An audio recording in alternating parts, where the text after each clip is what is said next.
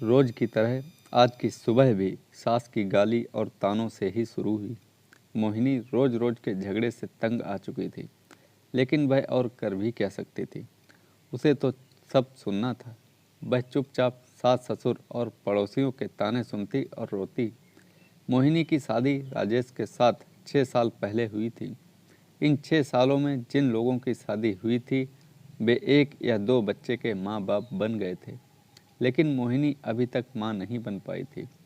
इसके चलते उसे बांझ जैसी उपाधि मिल गई थी।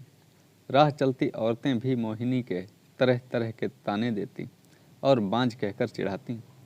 मोहिनी को यह सब बहुत खराब लगता, लेकिन वह किस किस का मुंह बंद करती। आखिर वे लोग भी तो ठीक ही कहते हैं। मोहिनी सोचती, मैं क्या करूं? अपना इलाज तो करा रही हूं। डॉक्टर ने लगातार इलाज कराने को कहा है, जो मैं कर रही हूं, लेकिन जो मेरे बस में नहीं है उसे मैं कैसे कर सकती हूं। एक दिन पड़ोसी का एक बच्चा खेलते खेलते मोहिनी के घर आ गया। बच्चे को देख मोहिनी ने उसे अपनी गोद में बिठा लिया और उसे प्यार से चूमने लगी। जब सास ने मोहिनी को दूसरे के बच्चे को चूमते हुए देखा तो वह बिफर पड़ी। वह उसकी गोद से बच्चे को छीनते हुए बोली, कलमुही, बच्चा पैदा करने की तो ताकत है नहीं, दूसरों के बच्चों से अपना मन बहलाती है। अरे तू क्यों डालती है अपना मनहूस साया दूसरों के बच्चों पर? तू तो उस बंजर जमीन की तरह है जहाँ फसल तो दूर घास उगना भी पसंद नहीं करती। जब मोहिनी से सास की बातें नहीं सुनी गईं तो वह अपने कमरे में जाकर अंदर से दरवाज़ा बंद कर रोने लगी। रात को राजेश के आने पर मोहिनी ने रोते हुए सारी बात उसे बता दी और बोली, मैं बड़ी अभागिन हूँ, मैं किसी की इच्छा पूरी नहीं कर सकती। ऊपर से मुझ पर बांझ होने का धब्बा भी लग चुका है।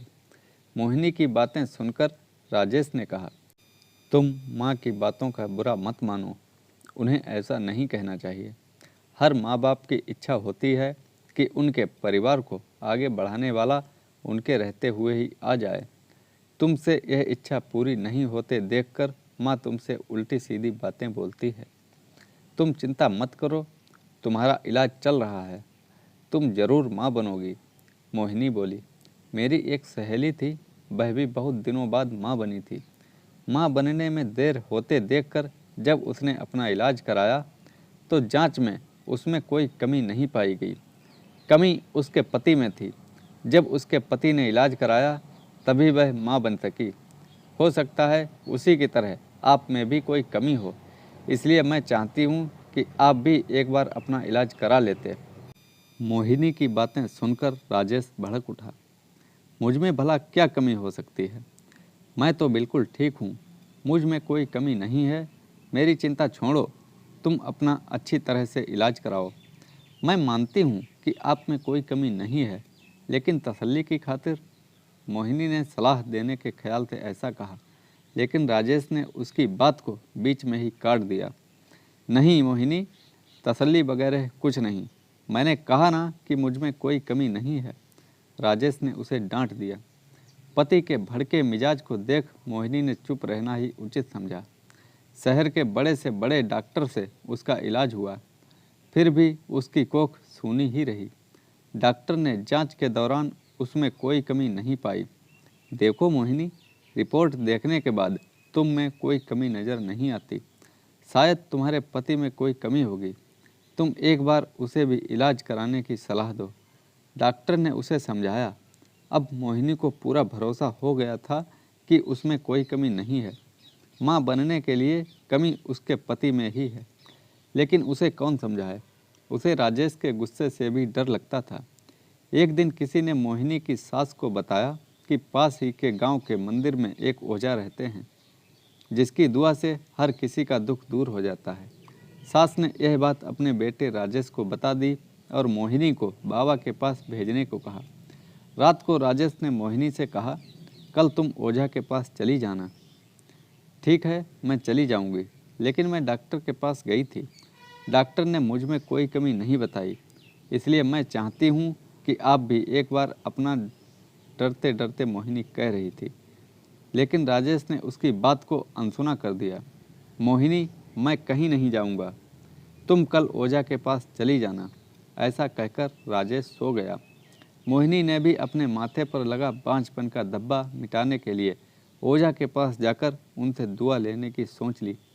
दूसरे दिन सवेरे नहा धोकर वह ओझा के पास चली गई। वहाँ लगी भीड़ को देखकर उसे भरोसा हो गया कि वह भी ओझा की दुआ पाकर माँ बन सकती है। मोहिनी ओझा के पैरों पर गिर पड़ी और कहने लगी, बाबा, मेरा दुख दूर करें, मैं 6 साल से बच्चे का मुंह देखने के लिए तड़प रही हूँ। उठो बेटी, निराश मत हो, तुम्हें औलाद का सुख जरूर मिलेगा, लेकिन इसके लिए तुम्हें माहवारी होने के बाद 4 दिनों तक लगातार यहीं रहना होगा। ठीक है बाबा, मैं यहीं रहूँगी। मोहिनी खुशी से घर गई। घर आकर उसने सारी बातें अपने पति को बताईं। मैं कहता न था कि जो काम दवा नहीं कर सकती, कभी कभी दुआ से हो ही जाता है। ओझा की दुआ पाकर अब तुम जरूर माँ बनोगी, ऐसा मुझे भरोसा है। तुम ठीक समय पर ओझा के पास चली जाना, राजेश ने खुश होते हुए कहा। मोहिनी अब बेसब्री से माहवारी होने का इंतजार करने लगी। कुछ दिन बाद उसे माहवारी हो गई।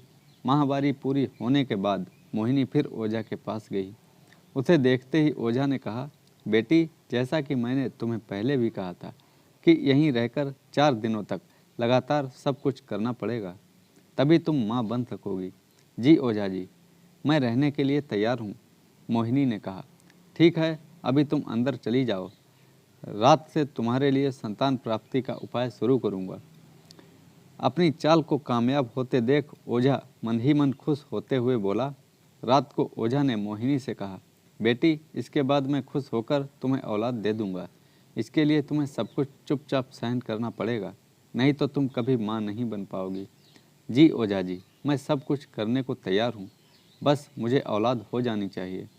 मोहिनी के इतना कहने के बाद ओझा उसे एक कोठरी में ले गए, जहाँ हवन कुंड बना हुआ था। उसमें आग जल रही थी। ओझा ने उसे वहीं पर बिठा दिया और वह भी बैठकर जाप करने लगा।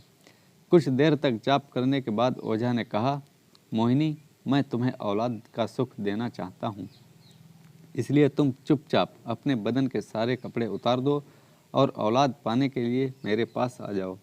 मैं तुम्हें दुआ देना चाहता हूँ। मोहिनी ने यह सोचा कि ओझा जो करेंगे गलत नहीं करेंगे, इसलिए उसने अपने बदन के सारे कपड़े उतार दिए। बाबा उसके अंगों से खेलने लगा और उसे दुआ देने के नाम पर उसकी इज्जत पर डाका डाल दिया। 4 दिनों तक लगातार ओझा ने मोहिनी से जिस्मानी संबंध बनाए। 5वें दिन बाबा ने कहा, मोहिनी बेटी, हमारी दुआ कबूल हो गई, सब काम हो गया, अब तुम जरूर माँ बनोगी, तुम घर जा सकती हो। ओझा की दुआ लेकर वह खुशी खुशी घर लौट आई। 9 महीने बाद मोहिनी माँ बन गई। उसे ओझा की दुआ लग गई थी। उसके माथे से बांझपन का धब्बा मिट चुका था। घर के सारे लोग बहुत खुश थे।